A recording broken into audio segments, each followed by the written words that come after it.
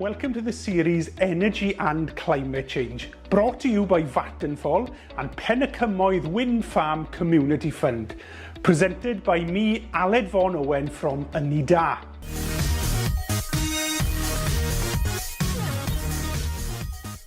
Question 1 is just a fun way just to see how much you already know about electricity. In your workbook, you will see 8 photographs. Now, those 8 photographs show ways possibly electricity is generated or made so that we can use it in our homes and in our schools. That's all you need to do is put a tick in the box next to the photographs that you think generate electricity that we can use in our homes and in our schools. But if you think they do not create or generate electricity that we can use in our homes and in our schools, then simply put a cross in the box. Okay, here we go. The first photograph is that of a pylon.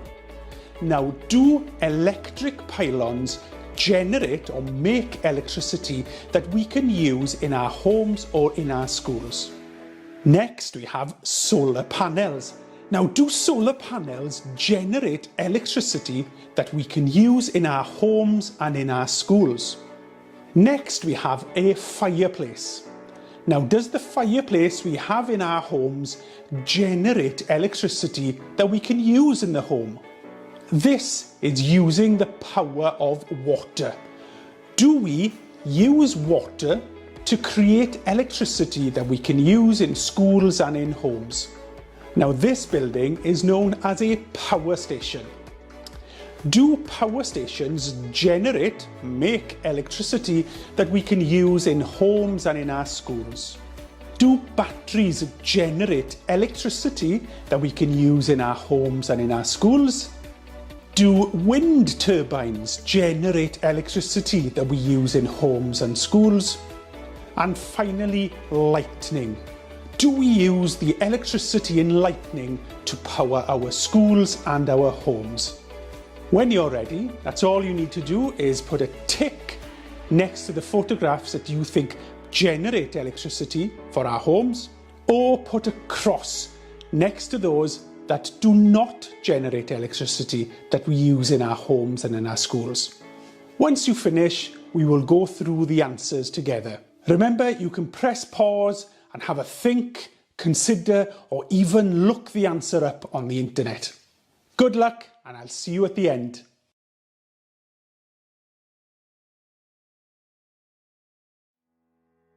Okay, it's time for the answers. How do you think you've done? I'm sure you've done well. So if we look at the first photograph, which was of a pylon. Now, pylons do not generate electricity for our homes and our schools. They simply carry the electricity from where it's made to where it's used. Solar panels do generate electricity, and we will learn more about these throughout the series. Our fireplace in our homes does not generate electricity for the home. It does, however, give us heat and light. We do use the power of water to generate electricity. This is known as hydroelectricity, and we look further at this later on in the series. Power stations do generate electricity for our homes and our schools. And in fact, this is where we generate most of our electricity at the moment. Batteries do not generate electricity for our homes and our schools. They simply store electricity that we can use somewhere else or at another time. Wind turbines do generate electricity, and we will learn more about these further along in the series. And lightning, unfortunately, does not generate electricity for our homes and our schools. Although it is a type of electricity, it is not one that we can use to power buildings.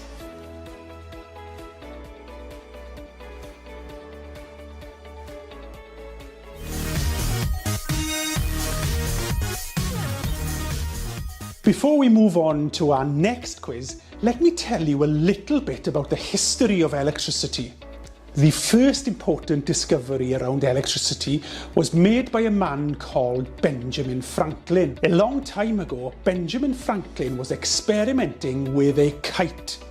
And during a thunderstorm, he discovered that lightning, in fact, was a form of electricity. And as lightning struck his kite, he made one of the most important discoveries in the history of electricity. He went on to develop electric rods to try and capture the energy of lightning.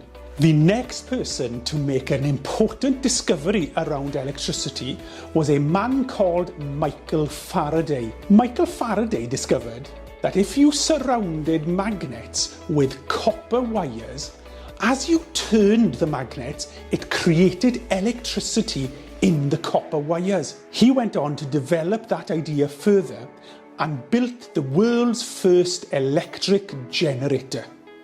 Now, those generators are very similar to the ways we create electricity these days. The next big discovery was made by a man called Thomas Edison. This discovery changed the way we lit our homes and our buildings. But Thomas Edison was also the man who built the world's first power station in order to create electricity and send it out to all the homes and buildings so that we could use the electric bulb.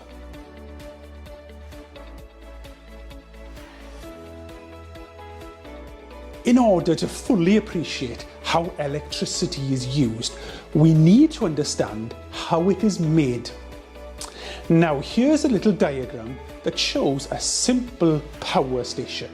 Now, all power stations are pretty much a big tank of water, and we heat that water up until it turns into steam. Now, that hot steam travels along pipes until it reaches what's known as a turbine. Now, you may be familiar with the word wind turbine, and that simply describes the fact that wind turns blades to create electricity. Now, in a power station, it is the steam from the hot water that turns the turbine. The turbine is connected to the generator. Now, those generators are made up of magnets and copper wires, and as the steam turns the turbine turns the magnets in the generator, which creates the electricity. And that electricity travels along cables and pylons until it reaches our homes and our schools.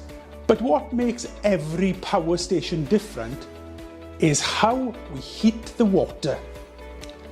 Now, in your groups, I'd like you to think of 4 ways that we could heat that water.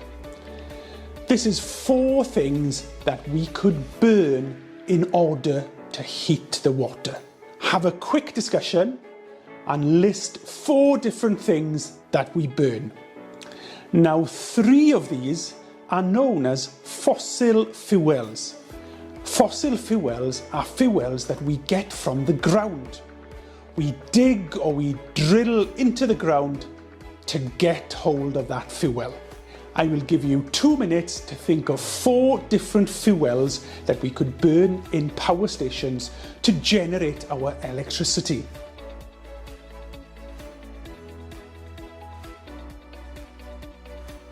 Okay, it's time for the answers.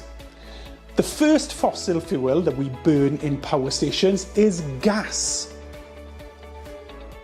The second form of fossil fuels that we burn in power stations is coal. The third fossil fuels we burn in power stations is oil. And the last form of fuel, which is not a fossil fuel, is biomass. And biomass is made up of wood or plants.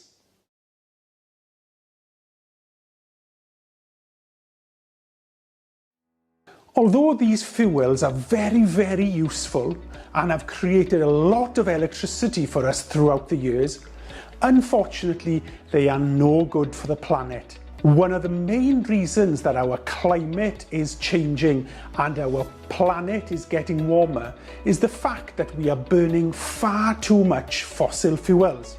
So can you think of clean ways of creating electricity? Well, some of those ways are, of course, wind turbines, solar panels, and using the power of water. That is known as hydroelectricity. Now there is another form of power station which doesn't mean burning anything. This is known as nuclear power. Now this is slightly different to normal power stations. We rely on a chemical reaction between atoms. Those atoms create a lot of heat, and that heat is used to heat the water to turn into steam, to turn our turbines and our generators.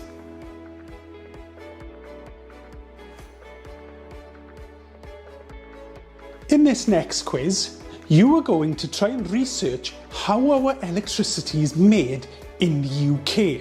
Open the page to quiz number 2, and on the top you will see a large pie chart. Now this pie chart has been cut into 8 different pieces. Now each piece of that pie chart represents a way that we generate electricity. So you will see the largest part is 37%, and our smallest part is only 1%. What you need to do is put the percentage number under each photograph. So for example, if you think that we burn a lot of coal to generate our electricity in the UK, you could place 37% under the picture of coal. Fill in each box with one of the numbers from the pie chart. Now, there is a little clue to help you along the way. When you see this symbol, this means that it's a clean, renewable energy form.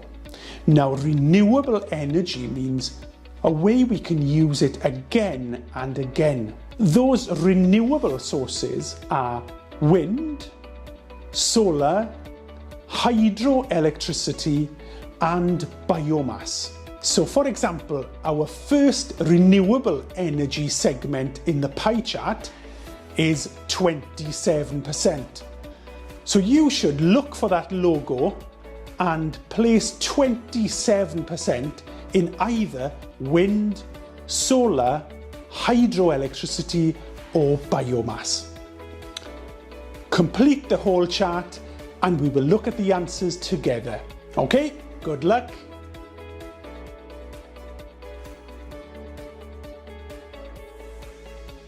Okay, it's time for the answers. This was not an easy quiz, so well done for trying. The largest segment on our pie chart was 37%, and that represents our gas power stations. Next, we had 27%. And as you remember, this had a logo on it that meant it was one of the renewable energies. Therefore, 27% was our wind energy. Next on our chart was 16%. And 16% of our electricity is made by nuclear power.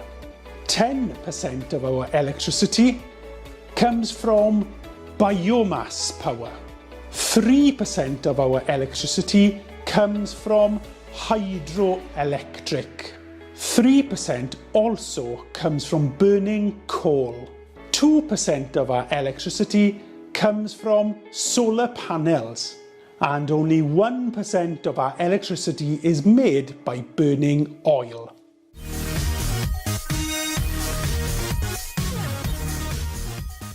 In this next quiz, we are going to look at power stations and energy farms across the United Kingdom. On your workbook, you will see a map, and on the map, you will see 6 red dots. Each one of those red dots is labelled A to F. And on the next page, you will see 6 power stations or energy farms. You will notice number 1 is Pennycymoedd Wind Farm. What I'd like you to do is to guess or even research where you think Pennycymoedd Wind Farm is located.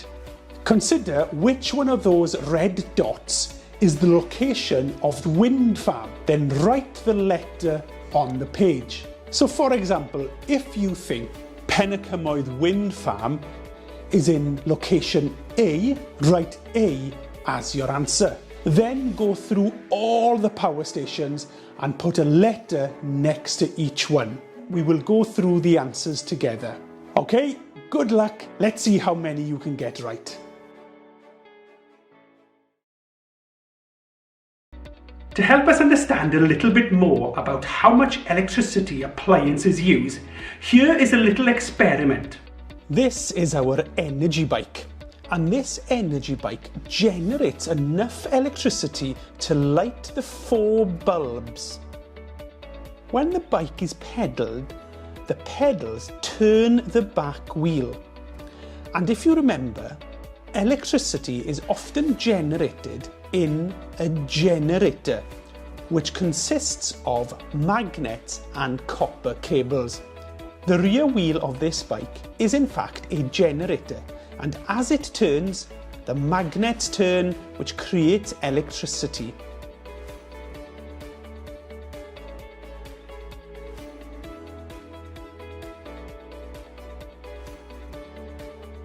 As each bulb is switched on, electricity flows into the bulb and lights it up.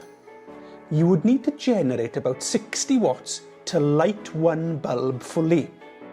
To light 2 bulbs fully, you would need to generate 120 watts, which is about the same as a large television. To light 3 bulbs, you would need to generate 180 watts, which is very similar to a PlayStation. And to light 4 bulbs fully, you would need to generate around 240 watts, which is about the same as an American fridge freezer. And as more switches are turned on, more electricity is needed to light the bulbs.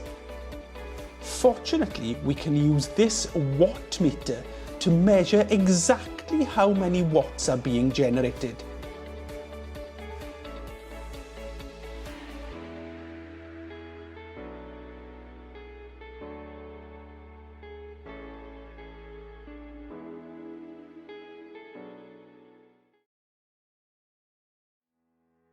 Quiz number 1 is an opportunity for us to understand how much electricity certain appliances use. Open your book to the next page, and there you will see 7 electrical appliances that we may have in our homes and in our schools. These are an electric kettle, a large flat screen TV, a hairdryer, an American style fridge, an electric shower, a PlayStation 4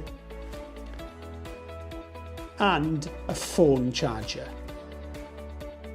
You will also see 7 answers. What you need to do is simply draw a line between the appliance and the amount of watts you think that appliance uses when it's on. Okay, it's time for the answers. The appliance that uses the least amount of electricity is the phone charger, that uses 5 watts. Next, we have our large TV that uses 120 watts. Next is the PlayStation 4 that uses around 180 watts. Our fridge freezer uses 240 watts. Next, we have the hairdryer that uses a whopping 2000 watts. Following that, we have our kettle that uses 3000 watts. And finally, the appliance that uses the most electricity is the electric shower, which uses 10,000 watts. Well, how did you do in that quiz? It's not easy even for adults. So I will ask you bonus questions. This time you won't have any options. Just write down the amount of watts you think these appliances use. A dishwasher, microwave, laptop, smart speaker, and a toaster.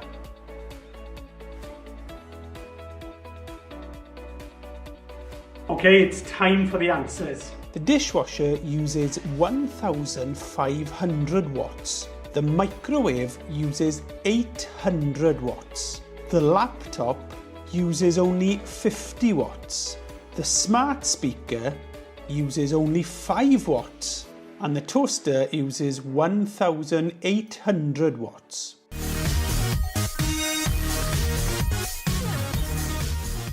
In this quiz, we are going to play a simple game of higher or lower. I will show you the first appliance and how much it costs to run in electricity each year. Then you will need to guess if the next appliance costs more or less than the first appliance. Our first appliance is the fridge freezer, and this costs around £52 a year to run. So question 1 is, do you think our kettle costs more or less to run every year than the fridge freezer? If you think it's more, circle the arrow pointing upwards. But if you think it's less, circle the arrow pointing downwards. Then I will give you the answer and you can write that under the kettle.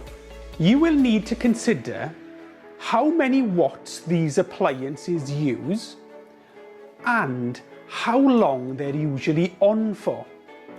So for example, the fridge freezer uses around 240 watts, but is on every day and every night throughout the year. Where a kettle uses 3,000 watts, but is not on for more than a few minutes every day. Well, the answer is less. A kettle costs around £30 a year to run in electricity. Now, using our kettle, do you think the dishwasher costs more or less than the kettle? Again, think of how many watts they use and the amount of time they're on every day. Well, the dishwasher uses more, around £45 per year. Next, we have our television. Does the television use more or less electricity than the dishwasher every year? Well, their answer is more. The television uses around £50 of electricity every year. Next, we have the microwave. Does the microwave use more or less electricity every year than the television? Well, the answer is less. The microwave only needs about £6 worth of electricity every year. Next, we have our phone charger. Does the phone charger use more or less electricity than the microwave? And the answer is less. Our phone chargers only use about £2 worth of electricity every year. Next, we have our computer. Does the computer use more or less electricity than the phone charger? Well, the answer is more. Our computer uses around £15 worth of electricity every year. Next we have our laptop. Does the laptop use more or less electricity than the computer? Well, the answer is less. The laptop only uses around £4 of electricity every year. And finally, we have our cooker. Does the cooker use more or less electricity than the laptop? Well, the answer is more. Our cooker uses around £90 worth of electricity every year.